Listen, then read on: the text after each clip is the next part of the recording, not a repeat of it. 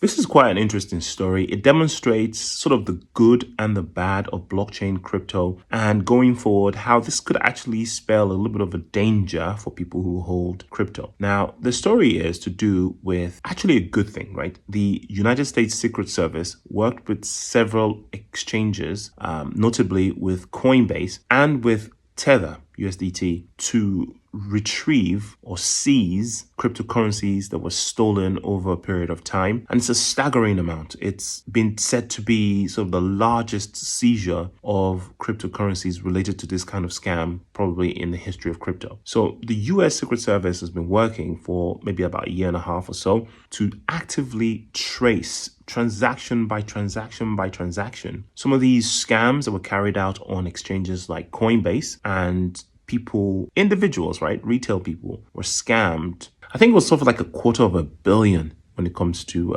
dollar value of the crypto that was seized. And the way this was done was actually quite systematic. Some of the wallets were identified, and Tether froze a bunch of wallets with all of those USDT amounts that were apparently stolen or involved in the scam. And then exchanges like Coinbase traced all the individual transactions across, a spectrum of scammers and traders. And obviously, because of KYC and because of IP address recognition and all of the resources that are available to the Secret Service and the law enforcement that were involved, the whole thing was traced to somewhere in Southeast Asia, and it was located in a compound where people were trafficked to go there be doing scams, right? And apparently a lot of these scams are linked to human traffickers, etc. But these trafficked people were then employed as scammers, romantic scams and stuff like that, like where pictures could be sent over the internet, and people develop all these relationships with people over the internet, and they get them to send money.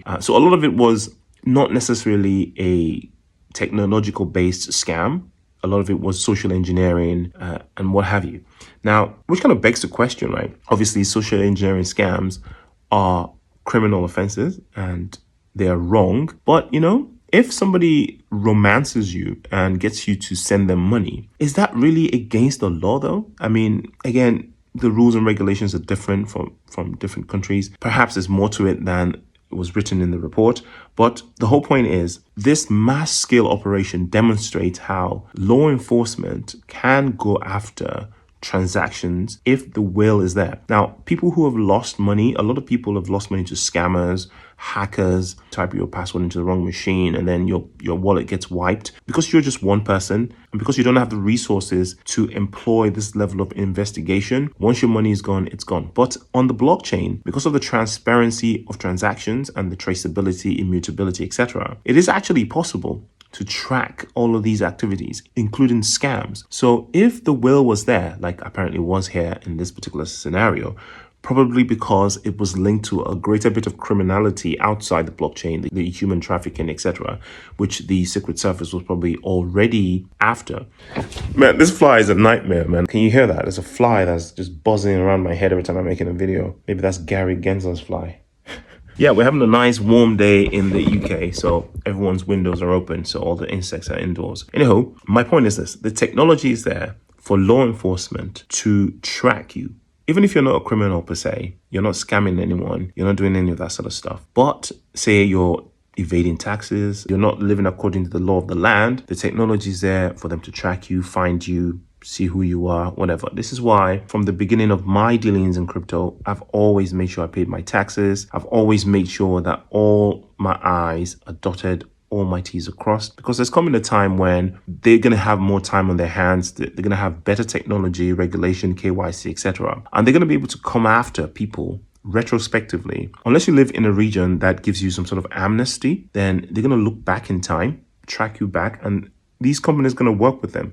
Tether is going to work with them. Coinbase is going to work with them. Binance is going to work with them. In the UK, the HMRC people, the government, already have a fire hose access to all of the exchanges. Every single transaction that we make go directly to HMRC. They know what we're doing. So when it comes the time to track you, all they need to do is type in your name and address or whatever, or some sort of identifying code, and it'll just pull up all your stuff. Software is there now to just tell them, oh, this guy owes us this much in tax, he paid this much in tax, and they can then go ahead and do whatever it is that they want to do with that information. Personally, I've always used free software to map myself, to chart what I'm doing, to sort of keep abreast of whether or not I need to pay tax. And if I don't need to pay tax, it tells me. If I do, it tells me what kind of profits I've made, losses I've made. And even if I'm not using it for taxes, I use it to sort of keep abreast of how I'm doing with my investments across multiple wallets, because I have a lot of wallets. I have my stuff distributed over a large amount of wallets, and sometimes it's hard to keep up with, right? So I get a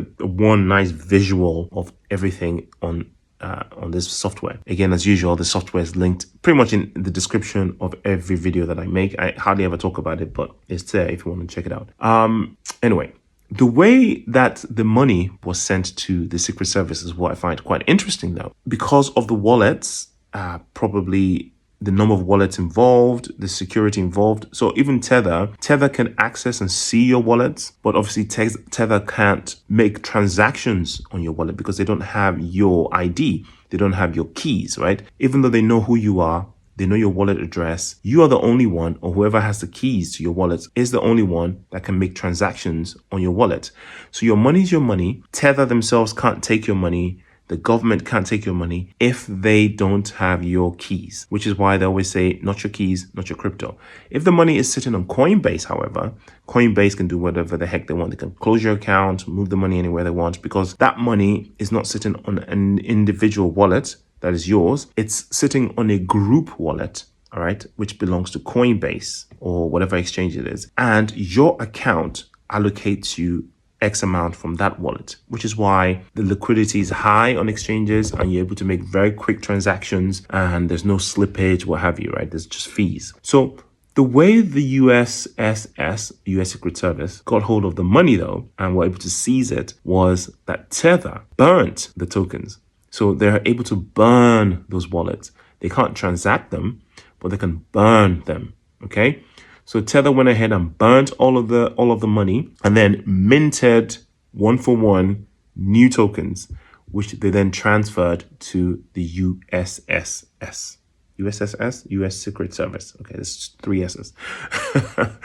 So now the wallets of the scammers are now suddenly null, empty, and the money is sitting happily with the United States Secret Service. Now, what they're trying to do, I guess as a gesture of goodwill, is return the money to the rightful owners. So as much as possible, they're trying to transfer the tokens back, or at least identify said parties that were scammed in the first place, which obviously KYC is helping with, Coinbase or any other exchange that is involved is helping with, to identify those people. There's also a form on the United States Secret Service website or something. They've set up a form that if you think that you were affected by this scam, you can fill out the form, fill out some information, and maybe you'll be getting some money back. So I'll leave a link to the form as well. If you're maybe were involved in such a scam, if you look at the date range, read about the article or whatever, and apply, maybe you might get your money back. Those of us, though, that maybe fell victim to exchanges that closed down, scams like Luna Classic and all that sort of stuff, though, no such luck for us. Again, not your keys, not your crypto. So that was kind of our fault for picking the wrong tokens, picking the wrong exchanges, etc. So no such luck for us. But if you were a victim of this romantic scams or whatever, and you were involved in this particular heist, then there's a chance that you might get your money back. So the silver lining is obviously the fact that some people are going to be getting their money back if they can identify those people. The scary part, though, is how, with the help of exchanges, token issuers like Tether, the United States Secret Service, and the funding of the government, they can seize your crypto, man. Your crypto is not 100% secure. Not financial advice, your own research.